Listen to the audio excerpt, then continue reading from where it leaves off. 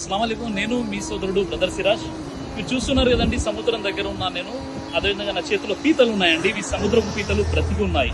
అయితే పీతలు చూస్తుంటే నాకు ఒక స్టోరీ గుర్తొస్తుంది. అదేంటంటే పీతలకు ఉన్నటువంటి ఒక గుణం ఏంటంటే, ఒక పీతలు ఒక గొయ్యిలో ఉన్నాయనుకోండి, ఏదైనా ఒక పీత ఆ గొయ్యి నుండి బయటపడేటటువంటి ప్రయత్నం చేస్తుంటే మిగతా పీతలు కాలు పట్టి లాగే ప్రయత్నం చేస్తూ ఉంటాయి. చాలా దౌర్భాగ్యకరమైన విషయం ఏంటంటే, మన ముస్లిం సమాజంలో కూడా కొన్ని సంస్థలు, కొన్ని జమాతులు, కొంతమంది వ్యక్తులు ఎలా తయారైపోయారంటే, వారు ఎదిగే వారిని ఎదగకుండా చేసేటువంటి ప్రయత్నం చేస్తుంటారు. అనునిత్యం కూడా కాలు పట్టి లాగే ప్రయత్నం చేస్తుంటారు. అలాంటి వారి నుండి దైవం రక్షించుగాక. అయితే ఒక విషయాన్ని గుర్తుపెట్టుకోవాలి, ఇజ్జత్ అంటే గౌరవం, రిజక్ అంటే ఉపాధి అండి. ఇజ్జత్ మరియు రిజర్వ్ ని ప్రసాదించేవాడు సృష్టికర్త అయినటువంటి అల్లాహ్ సుబ్హానహు వ తఆలా. కాబట్టి మీరు ప్రయత్నం చేయండి, మీరు కష్టపడండి, మీరు కృషి చేయండి.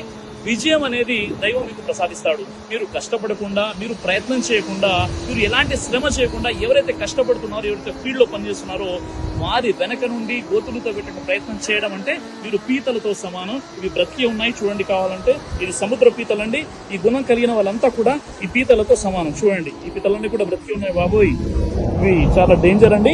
ఇలాంటి డేంజర్ స్వభావాలు ఈ రోజు మన సొసైటీలో కొన్ని జమాతుల్లో కూడా మనకు కనిపిస్తున్నారు. వీరితో చాలా జాగ్రత్త ఉండండి. డేంజర్ ఫెలోస్ వీరంతా కూడా. జై హింద్.